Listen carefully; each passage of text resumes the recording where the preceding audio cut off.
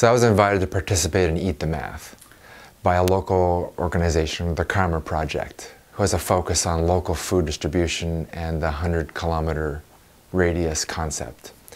But really the purpose of Eat the Math was to understand what happens for people on fixed income, like Ontario Works, Ontario's Disability Support Program.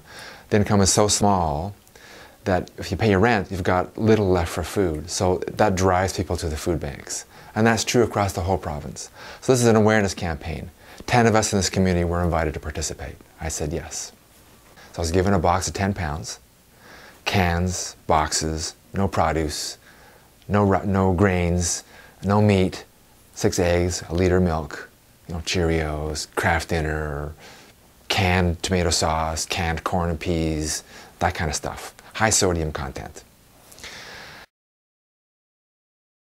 The thing that hit me the most was, first of all, no choice. This is what I have. And we're used to choice. I'm used to choice.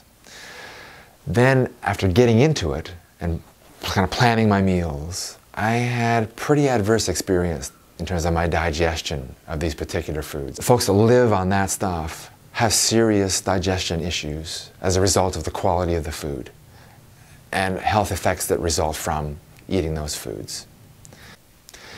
The other thing that I learned from this was that the foods that I got would not sustain me. 5 days was nothing.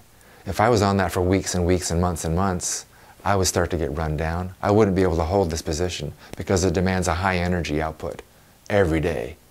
I would lose my job likely. So it tells me a lot about the ability to sustain employment on this kind of diet. And the working poor who work through the day, they can't get to the soup kitchens to supplement that 10 pounds of food. It's not possible. What people receive on OW/ODSP is not enough to pay the rent and have a balanced diet, be able to afford a balanced diet. And we have clients here at Chigamik who show up with health issues as a result of that diet.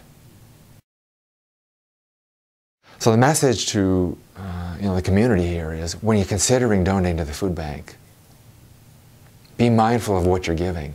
Look at the sodium sugar contents. Look at the protein and roughage contents. For those living on those fixed incomes, OW/ODSP, it's not enough.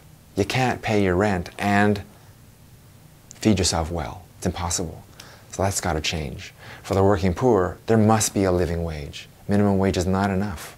The call to the provincial government is to provide a living wage. Make minimum wage livable. It's not now. And that's got to change.